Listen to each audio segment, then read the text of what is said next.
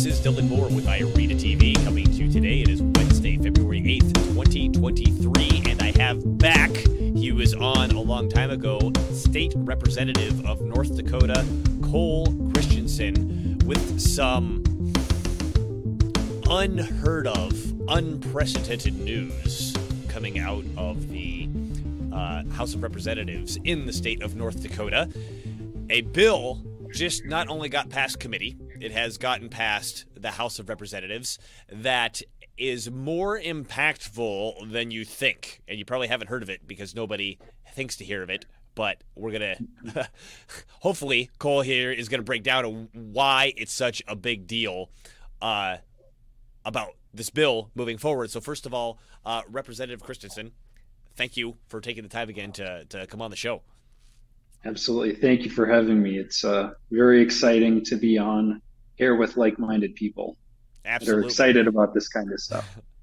So real quick, I want to do just a brief overview what happened, and then let's get into the why it's important question. So in terms of, okay, a bill made it past the House of Representatives that you were the primary sponsor, correct?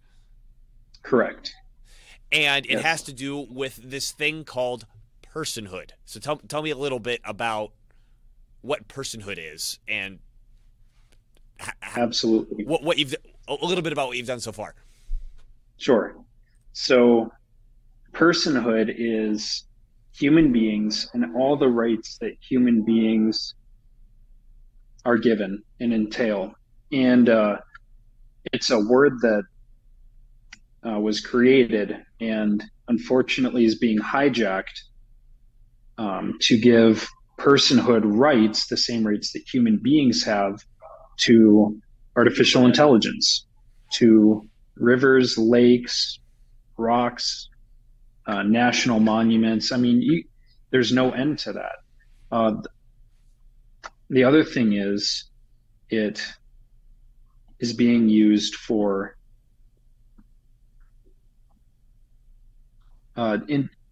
it's going to be used for public corporations and government entities. They're giving public corporations, government entities, all these different things, the personhood status and all the rights that personhood entails. So my bill, House Bill 1361, goes through. It says personhood status. It creates a new section of Century Code. It says, notwithstanding any other provision of law, an individual's rights are superior and not equal to environmental elements, artificial intelligence, animals, inanimate objects, corporations, or government entities. And all these things shall not be granted personhood in the state or any right personhood entails. And this is the first bill, to my knowledge, that has passed North Dakota Assembly that restricts artificial intelligence. And I mean, I want to let you jump in here, but I can go through what prompted this bill. No, I've got a couple things to add to that, because if you didn't know, you being the listener, there's been this push, maybe for the last 20 or 30 years now, kind of really starting with I would say with the Agenda 21 pamphlet, which is to say we want to give rights to nature, we want to give rights to trees and give rights to animals and give rights to all these things, and they make it sound good because, oh yeah, we shouldn't destroy nature and we shouldn't exterminate animals and all this sorts of thing. But in reality what it does, and I believe we've started to see this in other countries, and actually including countries here, I read an article not that long ago where there was a photographer. He had his camera stolen by a monkey. The monkey took a bunch of pictures of himself. He got the camera back, and then I don't know how it ended up in court, but the situation ends up in court where does the monkey own the rights to the pictures because the monkey took the pictures, and the court said yes. Right? Yeah. And the idea being that it's not so much that we're giving rights to all these other parts of nature that need to be protected. The idea is it's removing rights from you, because if bugs or trees have a right, if you cut down a tree or run over a bug, now you can get charged with murder, for example. right? 100%. Then we extend this to, say, artificial intelligence, which is, the big conversation is happening now. Or we even go backwards and say, okay, how long have corporations, I mean, this was always a big issue with formerly with the left, right? How long have corporations had personhood status? And to that effect, government entities are corporations. So government entities have these personal rights.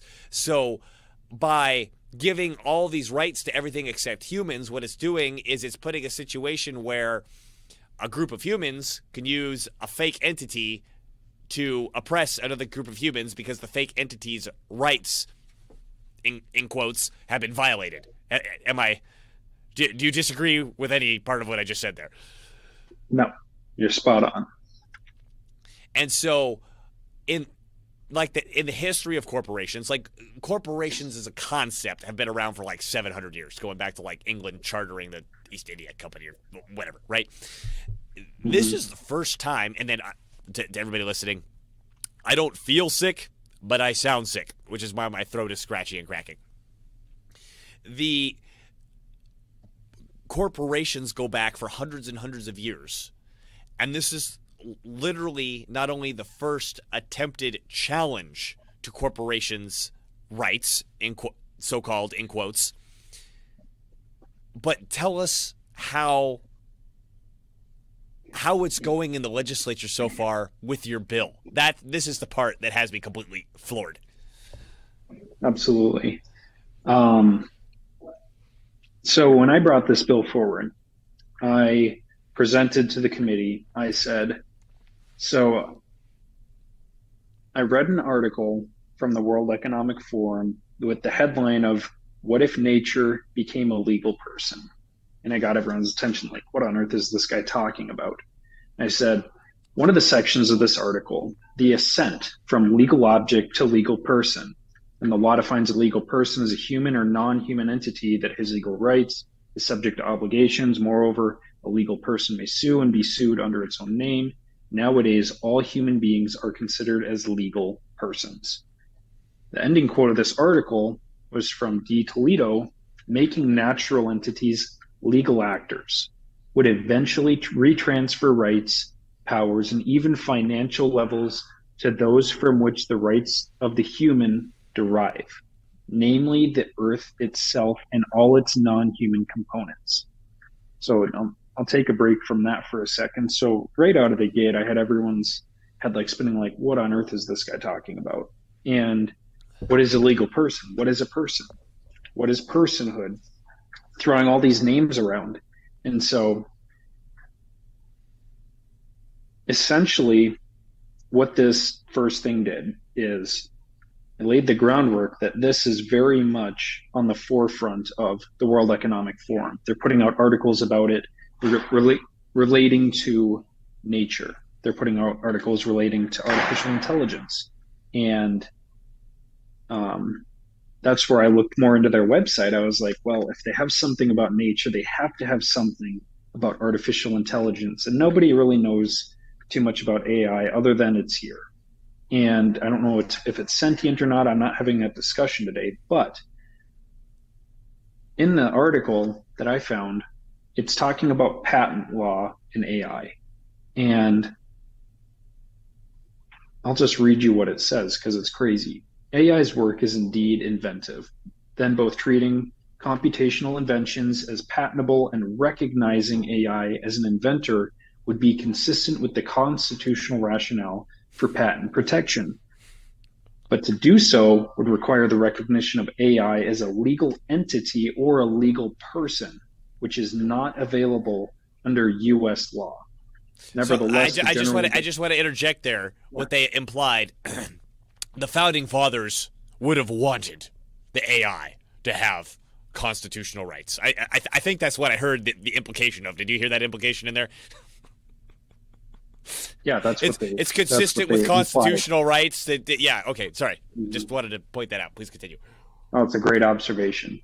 So nevertheless, the general definition of a legal person, which is subject to legal rights and obligations, is likely broad enough to encompass AI as long as AI's role as an inventor is subject to legal rights and obligations.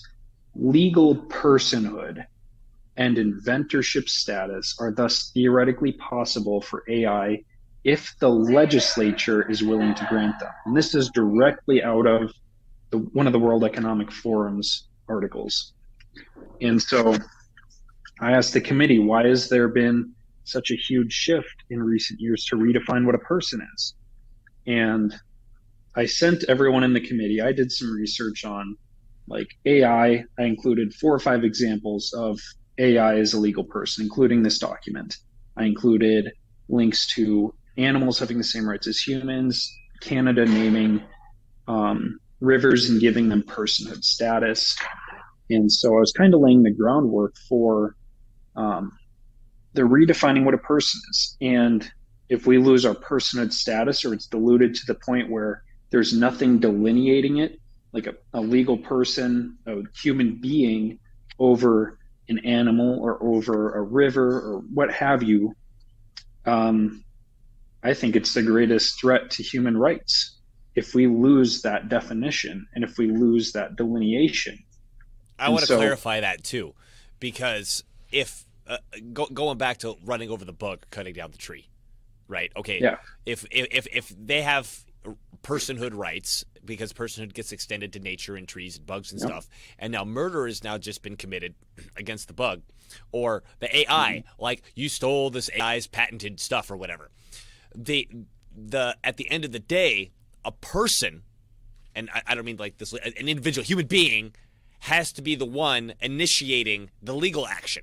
So in reality, there's a group of people who say, we're in charge of protecting all these new people, all these new persons from their rights getting invaded, which means all that happened was all the power just got put on those human beings who get to overwatch all these new things that have personhood, or I would guess even in the case of AI, who gets to code them, right? Well, if this human being can code X, Y, or Z to make this thing patentable, well, now we can take all that stuff outside of the actual sphere that humans get to use, because the AI is patenting it, now it owns it, but in reality, there's this person coding the AI. Yeah. Right. Absolutely. No, that's a great observation. And when I started talking about AI, the committee was like, I mean, it's one of those trigger words. People fear what they don't know. Right. And I don't know everything about AI. I certainly don't want it incorporated into our government, because as soon as you start doing that, you replace the legislature, you replace attorneys, you replace the judicial system, and it circumvents the checks and balances that were put in place by our founding fathers. And so keeping those there is what's going to protect our republic. And if we fail to keep the boundaries there and the definitions, I think the game is over. So I ended my testimony with, in North Dakota, the reason why it's framed as an individual, and then I continue on with the definition over a person, is because this is a battle for another day, but a person means an individual, estate, business, nonprofit entity, public corporation, government subdivision, agency, instrumentality, or other legal entity. And so I tied that legal entity up to, in that World Economic Forum article, where they say it would require the recognition of AI as a legal entity. So I said, this is already here in a Senate bill. Like this is at our doorstep. And some people brought up to me, they're like, well, it doesn't go far enough in restricting AI. I'm like, we don't have anything on the books restricting AI right now. This is the first bill, to my knowledge, that restricts AI and spells it out. And I might be wrong on that. I'm not saying that it's my bill or nothing, but it at least started the conversation, and I had that on the floor. So I ended my statement with, I believe this is a huge concern for human rights, humanism, human beings, to be in competition with everything I just stated above. And I sent the committee an email with a bunch of links so that if they had more questions, they could be like, oh my gosh, I had no idea this was a big issue. That bill passed the committee Let me make sure I get my numbers right. I believe it was 12-1. Do I have that 12-1, right? 12-1, and Unreal. 12-1. Sorry. yep, came to the House floor and passed 86-7. And this should be something that's not controversial. Just saying that humans are superior and not equal to artificial intelligence, bugs, animals. You go down the list. Well, here's the crazy thing about what you just did, because I know in Idaho something similar has actually passed law. It made it all the way through. The governor signed off on it. However, they removed the part about corporations and government entities. They did not remove the part about corporations and government entities in your bill, and it passed the committee, and it has veto-proof level past the House. Absolutely. That I mean, that's crazy. My mind is blown. My mind is totally blown. Yeah. So I saw, as of right now, as of this recording, it has headed over to the Senate. Do you know when the Senate is supposed to vote on it? I don't. I know that after crossover, which will be coming up in a couple of weeks, that's when I'll have to go reintroduce it on the Senate side and be like, boom, pass the House, 12-1, 86-7. This is a good bill. Boom. I don't have to get in the weeds unless they have questions. But assuming it passes the Senate strong, I think I'd have a hard time believing that it gets vetoed. Right, because even if Bill Gates' best friend Doug Northam decides he doesn't like it, if he's looking at a veto-proof number of votes that came through, you know, if he tries to say no, he's got to look bad for getting overridden, and he's got to explain, okay, why don't human beings have as much rights as AI? Yeah, it would definitely put an interesting twist to it. People would be like, why did he veto this bill of all the bills he could veto? So that being said, I'm not going to speculate. We still got a lot of legwork to do on the Senate to make sure that it does pass. But if nothing else, let's just say that because of the language or the way it's structured right now, does not have the full effect of what it could be. We took use of that word away from the World Economic Forum, the people that have controlled it, and we made it in the state legislature and gave it a definition in North Dakota. And unless they change that definition or they kill the bill, we control the use of that word because we defined it. And then that's what takes power away from these dorkwads at the WEF and all the other groups like them, because they're inventing this language in order to muddy the waters of our system. And what you're saying is, okay, that word that you just invented, I'll take it and put it over here, and we'll handle the definition of that word. Thanks. I mean, it's like making them run into a brick wall. Yeah, and the other thing is, World Economic Forum. I mean, these are the same people, I believe. Correct me if I'm wrong, but I was reading an article they put out that it was saying pedophiles are going to save America, and it was either the World Economic Forum or the World Health Organization or one of the three-letter things. They're all affiliated I guess they're together. being honest now. Oh my God. Okay, yeah, keep going. And it was out there. I was like, so we're taking advice from these people that are claiming this, and I mean, I was bringing it up to people that really didn't have an opinion on the World Economic Forum. And I said, so we're going to take advice from these people. And they just kind of looked at me, and I'm like, you guys think this is a problem or not? So, I mean, the bigger question is, why are we letting the World Economic Forum influence America and, more importantly, North Dakota? Because it's all the transcending the boundaries in our Constitution. So I know on your TV show, you probably walked people through the 7 boundary republic.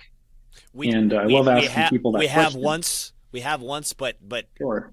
Hit that again just for everyone's. Absolutely. So for example, I had no idea until I took CSG's training, Center for Self-Governance, not Council of State Government. the question was asked, how many boundaries are in a republic? And then it gave like 3, 10, 7, 23. I mean, you could just pick a number. And the answer was 7. And I said, not well, a, what that's are, not just real quick. That's not a republic. That's our republic, the United States Republic. yes, Right. correct. Okay. There's a lot of different forms of republics. And the John Adams was extremely influential in deciding that that was the appropriate amount for checks and balances to make sure that a person's rights are not infringed upon by a tyrannical government. And so the 7 boundaries are: you have the executive level, or the federal level, which is judicial, executive, legislative. And there's walls in between. And then you have another line. So then you have the state level: legislative, executive, judicial. And then underneath all of that, we can only govern by the consent of the governed. So the people are the last boundary.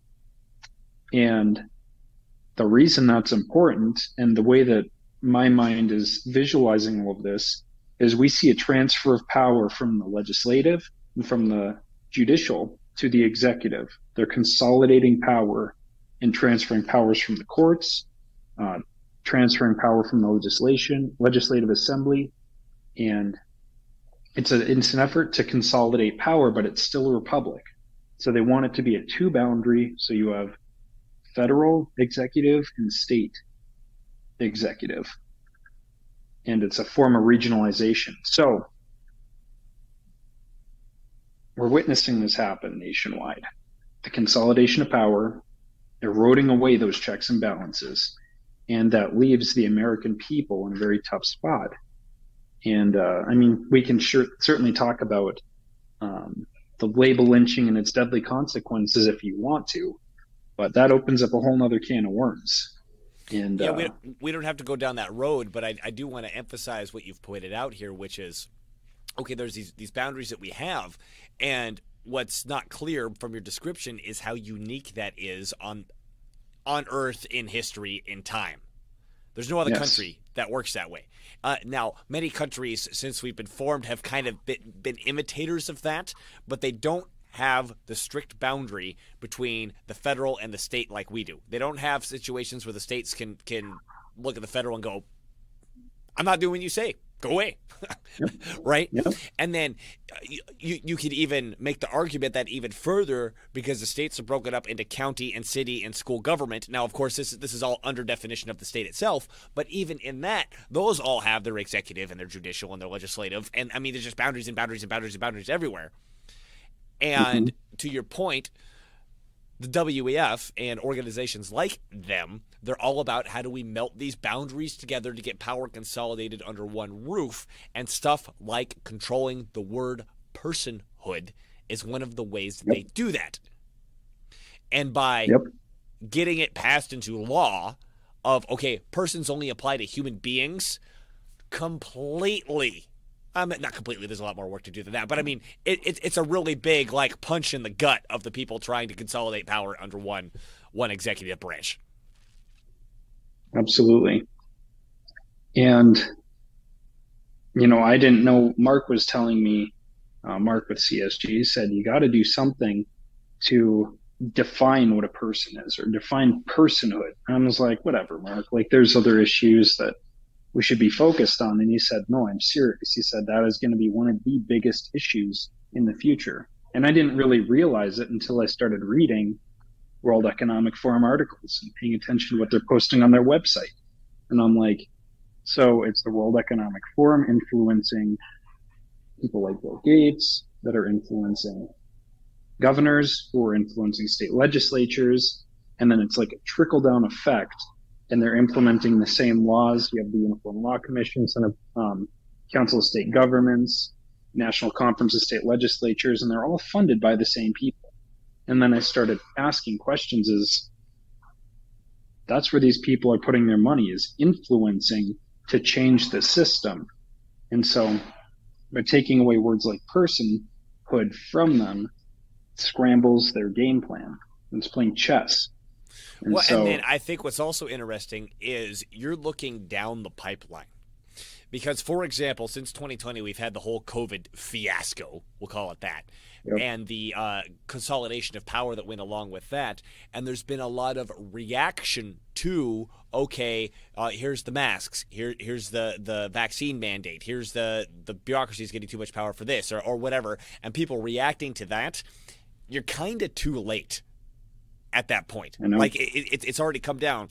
What you're doing is saying, okay, in 4, 10, 8, whatever number of years, they're planning this. You're moving a chess piece ahead of time, making it so when that plan comes in, you've already got the board ready for it. Absolutely.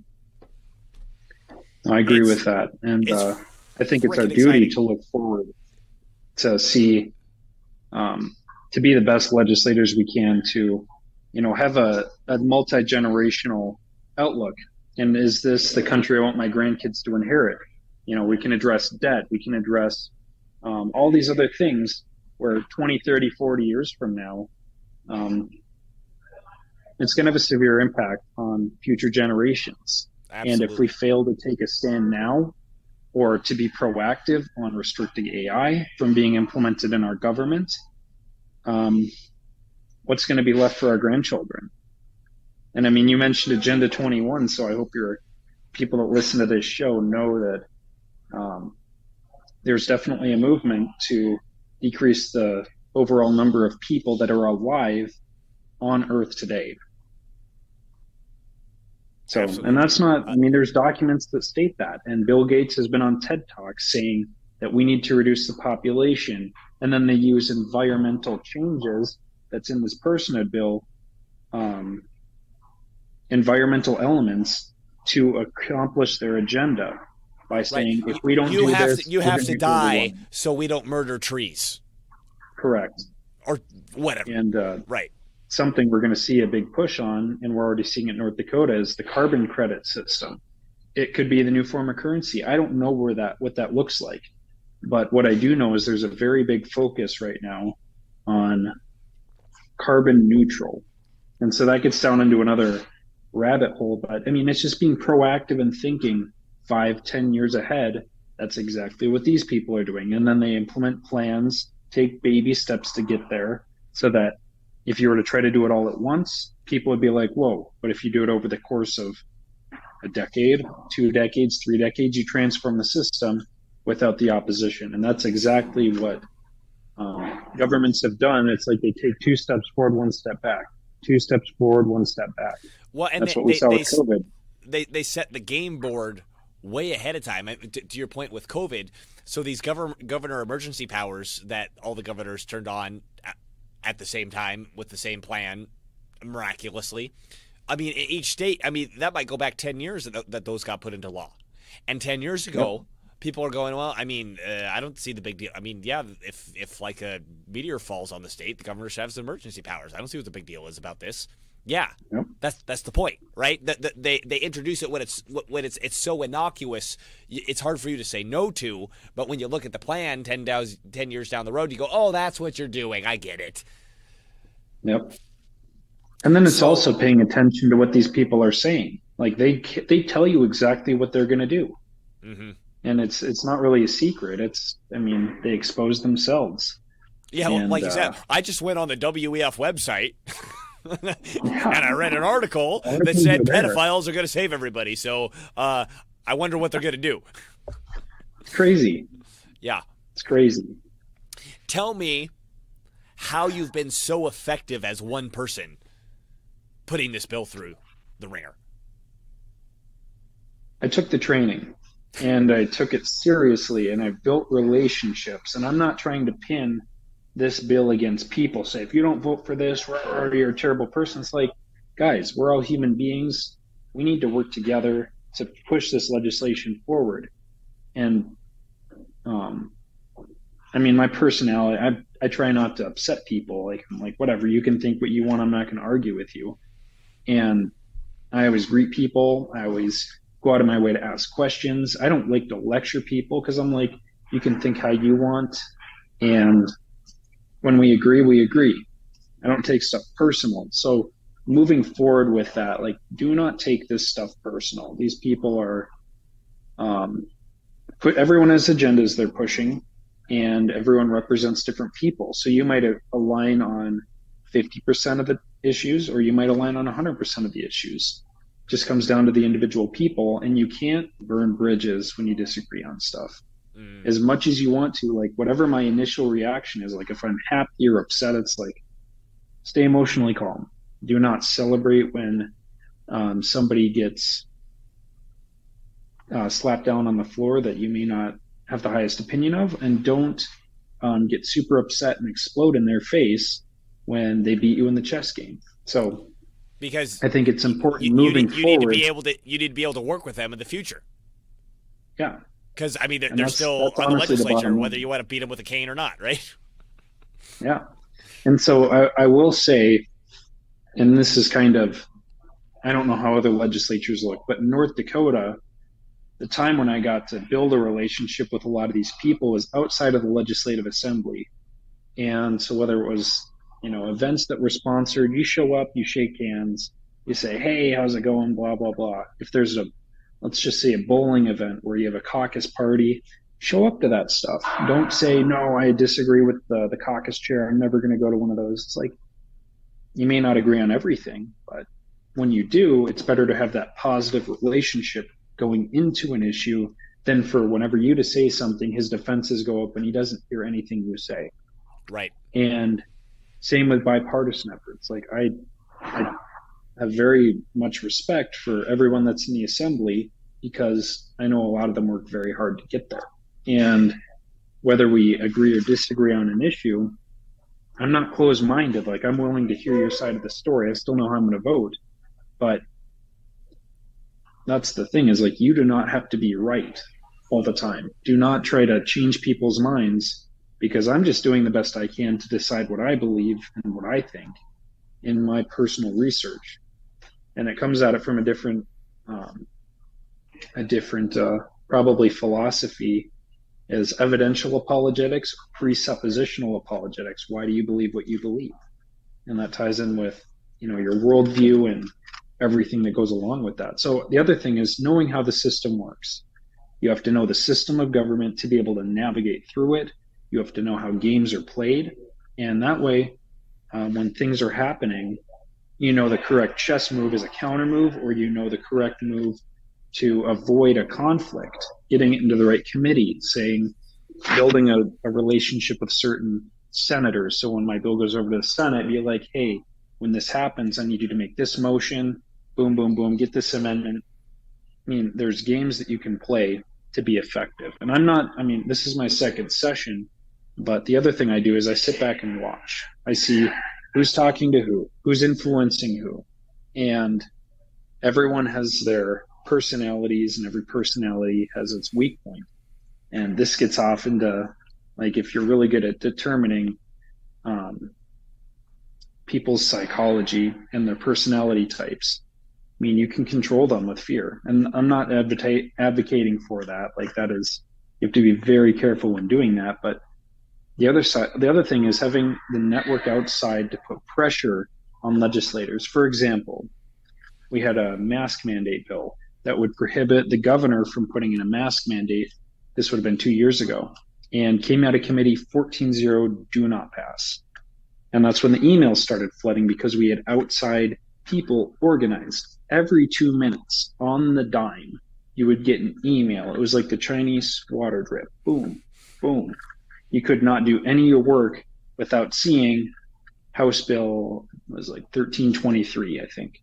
And it was like, boom, please support House Bill 1323. Thank you for supporting our rights and opposing mandates. Boom. It was not like, if you don't vote for this, I'm going to rip your throat out. It's like, thank you for protecting our rights. Thank you. Boom, boom, boom. So their defenses weren't going up, but they still felt the pressure because now they knew people were watching how they were going to vote on this bill. So that's an example. People on the outside can have a profound impact if you're organized and you have enough people. And that's a tool that, if you have the right networks, legislators can utilize to push their legislation forward. And that bill let me finish that story. The bill overcame the 14-0 do not pass in the House, went to the Senate, got a 7-0 do not pass in the Senate, overrode that on the floor, went to the governor's desk, was vetoed, came back to the House. We overrode the veto in the House. We overrode the veto in the Senate, and that bill was signed into law. Oh my God. And that was all because of the outside pressure. I don't know if that's ever been done before. That's amazing. Yet again, when it was ESG principles. Yeah, 14-0, 7-0 veto. Everyone was saying no, and then it passed. Yep. And that is navigating the system. It was incredible to witness, and that was one of the few victories we had that session, unfortunately. But it was still unprecedented. So, if you don't understand the system, you go in there thinking you're going to change the world and speaking your mind all the time, they're going to slam you down. It's like that little hedgehog game. When you pop up, they're going to hit you down. And I would view that as, you don't get up on the floor all the time. You don't make grandstanding speeches. You can vote the way you want, stay emotionally flat, build relationships. If you disagree with somebody, joke with them. Be like, huh, that was a funny vote, whatever. And just be lighthearted about it. And there's certain things where it's really hard to do that on, but if you can keep your emotions out of it, you'll be much better equipped to move forward.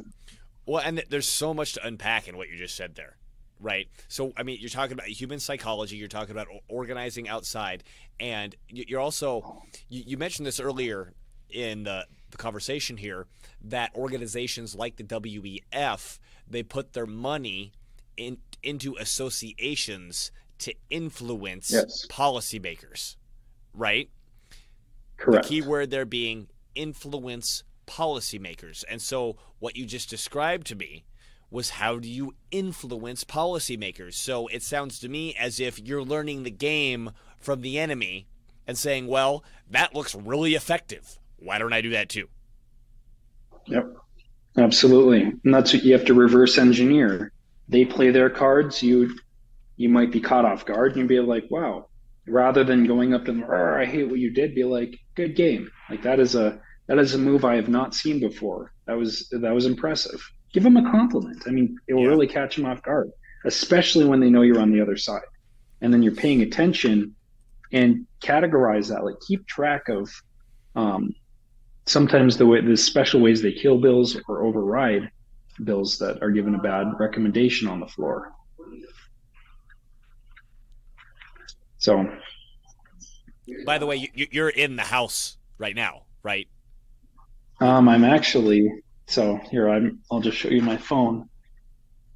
That's the Great Hall. It's so the Senate chambers are directly behind me, and the House chambers are right in front of me. So that would be the balcony, and then directly across the corridor would be the Senate chambers. But this is my little quiet spot that I like to come up and do work at or eat lunch. That's way cool. So, yeah, zooming back into this personhood bill, right? So absolutely. We don't know what's going to happen. It should enter the Senate at some point if it passes smashingly. Maybe it doesn't get vetoed by the governor. But let's talk about, let's say it doesn't pass the Senate smashingly, or it does get vetoed by the governor. What cards do you start playing then? I mean, I'm really curious now that you just told me about what you did with that mask bill. That's where you bring in the outside people, and you put the pressure on people to maintain their vote. Because right now, it's either people are going to fear the constituents or they're going to fear the governor and the retaliation from either. And they value their seat as a legislator. It's their human nature. Like it's very cool to wear this badge and have this pin, and I don't want to give that up. And that's what we saw with the mask bill. People valued, especially when you have constituents that donated to your campaign, that email you saying, thank you for protecting our rights. And it's many, many constituents. And so that's where the outside game would come in at that point. You'd have to be organized. You have to have the network set up. I don't know how many, I mean, North Dakota is different. We have 750,000 people in our state, but around that. But other states, you might need, 10 times the network that we have here in North Dakota. But the point being is that started with just a handful of people that felt the effects of their rights being taken away, and they took it serious. They said, "This is not a game. This is about my children's future," and they were willing to sacrifice their time, effort, get the names on lists, put out petitions. People, we need to reject this. Here's your email. Give us your email. Boom, boom, boom, boom, boom. Hold a rally. Boom, boom, boom, boom, boom. And then when you gather that database, you start implementing it, giving these people calls, messages like, "Hey, we got an important bill coming up on the floor. We need you to email your legislator." And I know there's apps and stuff that people can use when you just put in the message you want to put out, and they use your email. So they actually send it through. I don't know how that works, but that way you could have that Chinese water drip every 2 minutes, and it's very effective. But you can't use it on everything. So right, that's part of the strategy, right? Yeah, yes. That's part of the strategy. So, okay, this is just North Dakota, right? You got 750,000 people. It's one of the most unpopulated states in the country. However, I think what's important to emphasize here is first of all, it's cool that it's happening in North Dakota. Like, it should happen everywhere, and North Dakota is part of everywhere. But this is providing a blueprint for what can be done everywhere else, right? Can you repeat that last 10 seconds? Yes, I can. So, okay, this only happened in North Dakota, and North Dakota is a small state. Who cares, right? Well, first of all, North Dakota is part of everywhere, and this should happen everywhere, so great victory for North Dakota. In addition to that, this is a blueprint that can be applied everywhere else. We can look at what you're doing and say, okay, he did it. This is how we did it. Just take the language and run with it over to the next state, right? And develop that forward. So, it's so huge. Again, just focusing on this personhood bill, what this entails specifically for North Dakota. But if it happens in North Dakota, this overwhelmingly, it shouldn't be that hard to repeat and stamp in state after state after state after that. So, Representative Christensen, this is so awesome what you've been doing, and honest to God, I want to get you back on the show to talk about the other bills that you've been working on pushing through, because to everybody listening, before the show, I was scrolling through the bills that he sponsored this session, and there are a number of good ones in there, let me tell you, and particularly if any of those go through as well. I know you were working on a parenthood bill, which is what I had you on last year for, because you had passed you were able to get a resolution passed in the legislature, acknowledging parents as the primary stakeholders of the children's upbringing, and you're working on a bill for that now. So if you're willing to come back and talk about these other bills, that would be awesome too. Absolutely, I'd love to come back on. Great. Well, I appreciate you for your time, and I know you're a super busy lawmaking man, so I'm not going to take up any more of that time. Sure. So thank you again for coming on the show. That. Yeah. It was a pleasure. I can go ahead. I was just going to say, just let me say something quick to the listeners. This is a very serious thing. You guys have to take this upon yourself. Like, I'm just one person, but if you start building teams, take the training, you can really make a huge impact in your state. And, whether we pass or fail these bills, at least we get the conversation starting and we start moving that ball to protect our liberties for our grandchildren. So with that, back to you.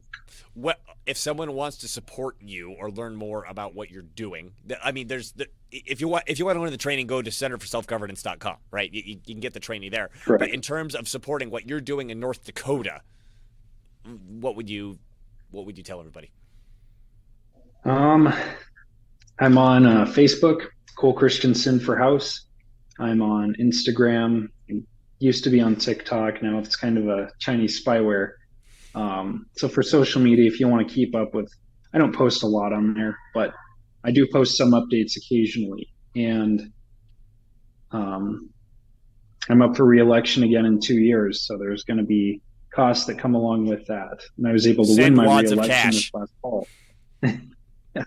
Yes, and I have, if you go to my Facebook, I have links to my PayPal. So I'm not telling people to donate, but if you want to support young people, and the other thing is, We have 5 legislators under 25 years old in North Dakota. And that's because we've been working very hard to not only push legislation, but to push candidates that are going to move the ball forward and take these people to task that are stripping away your rights. Absolutely. Absolutely. Well, thank you again, Representative Cole Christensen from North Dakota. This has been Dylan Moore with IRETA TV. You can find us over at ireta.tv. Please visit and check us out there. And thank you for watching, and we'll see you next time.